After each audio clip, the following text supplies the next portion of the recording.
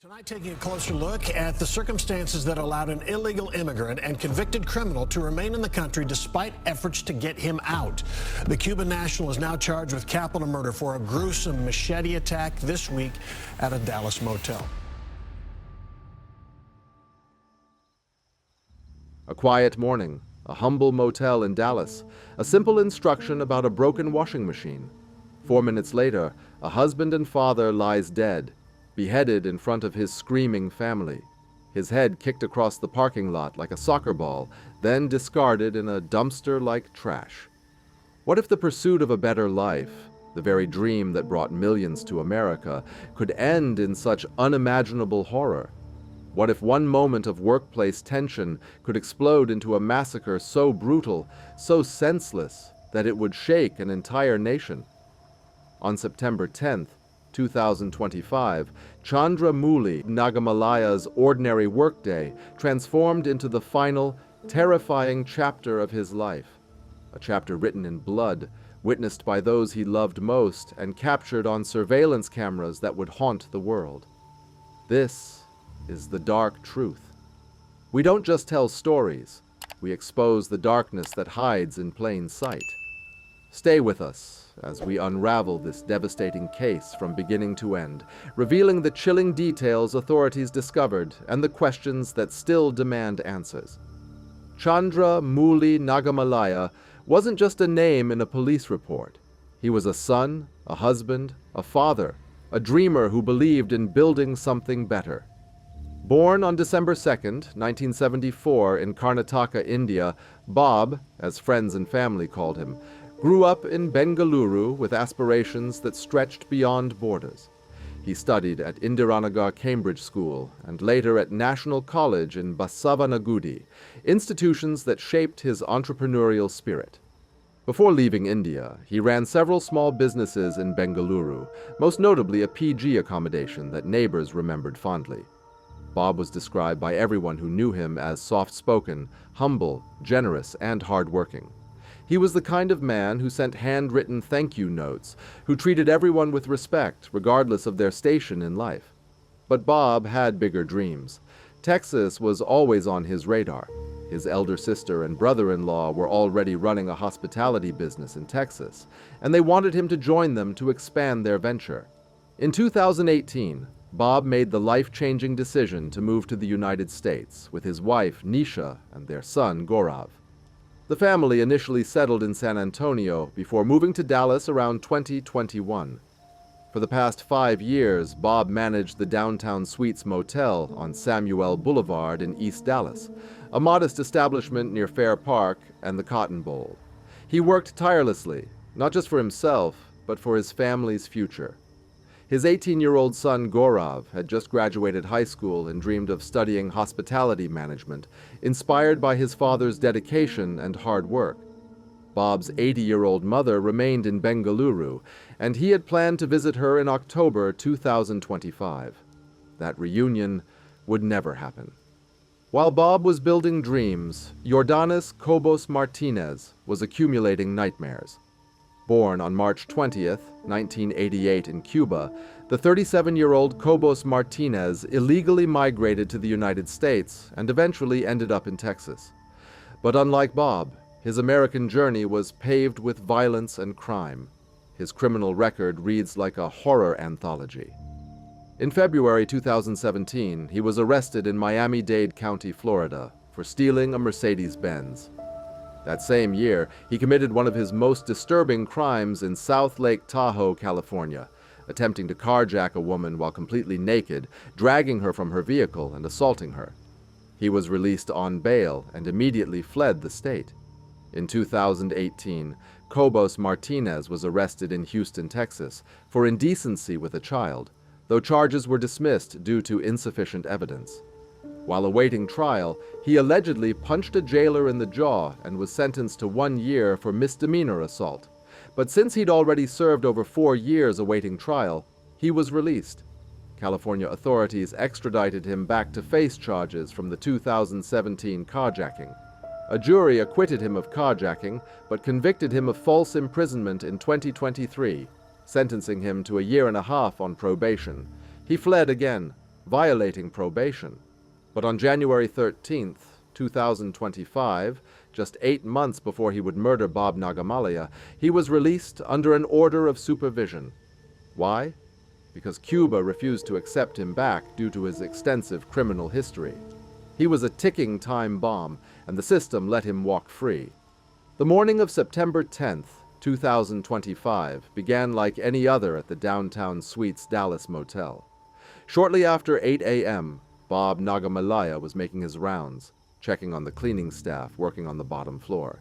In room 108, Cobos-Martinez and a female co-worker were cleaning. Bob noticed something concerning. Cobos-Martinez was about to use a washing machine that was broken. As the manager, Bob needed to prevent further damage to the equipment. But there was a language barrier. Cobos-Martinez primarily spoke Spanish, while Bob spoke English. So Bob asked the female employee to translate his instructions. Don't use the broken washing machine. That simple request, asking someone else to translate instead of speaking to Cobos-Martinez directly, triggered a rage that would end in murder. According to the arrest, affidavit, and surveillance footage, Cobos-Martinez became visibly agitated and argumentative. He felt disrespected by the indirect communication. Within moments, he left the room, retrieved a machete he had concealed, and returned with murder in his eyes. Surveillance video shows Cobos-Martinez brandishing the machete and repeatedly hacking at Bob, who screamed in terror and pain. Bob tried desperately to flee, running toward the motel office where his wife and son were located. Blood poured from multiple wounds as he stumbled through the corridor and into the parking lot. Cobos-Martinez chased him relentlessly, striking him again and again. As Bob reached the office, his wife Nisha and 18-year-old son Gaurav rushed out, screaming and pleading with the attacker to stop.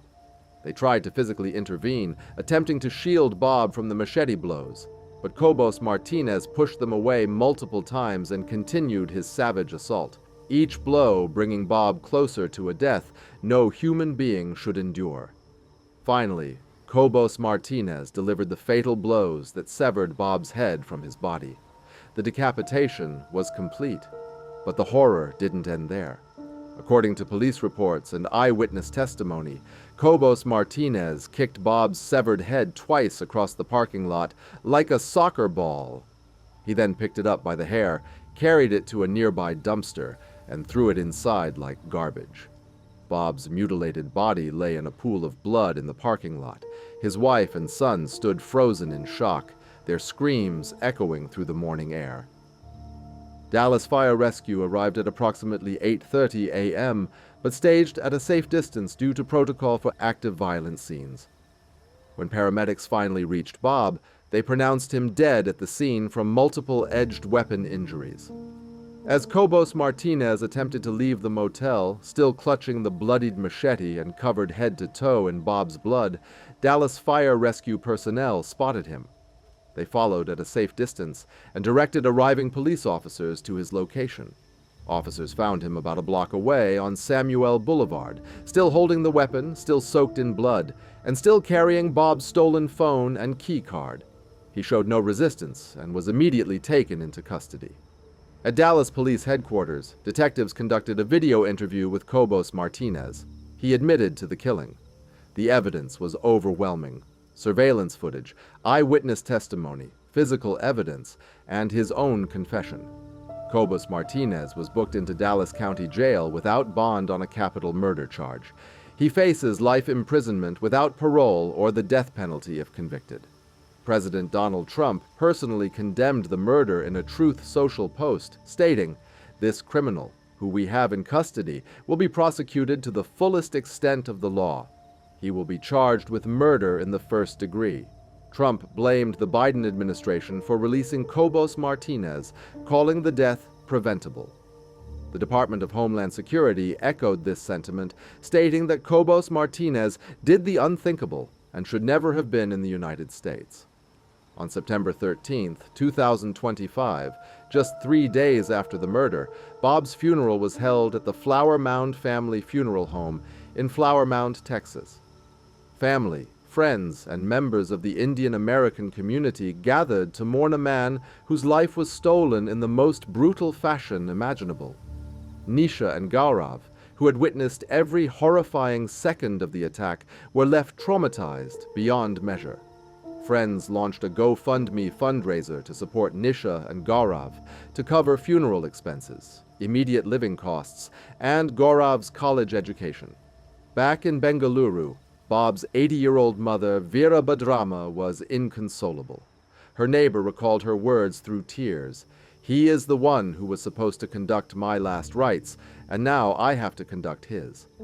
This situation must not befall any mother. She and Bob's brother rushed to Dallas for the funeral and final rites. The Indian American community in Dallas described themselves as shaken again by the brutal violence. Vigils were planned, and calls for better workplace protections for immigrants echoed across the nation. As of October 2025, Jordanis Cobos-Martinez remains in Dallas County Jail awaiting trial.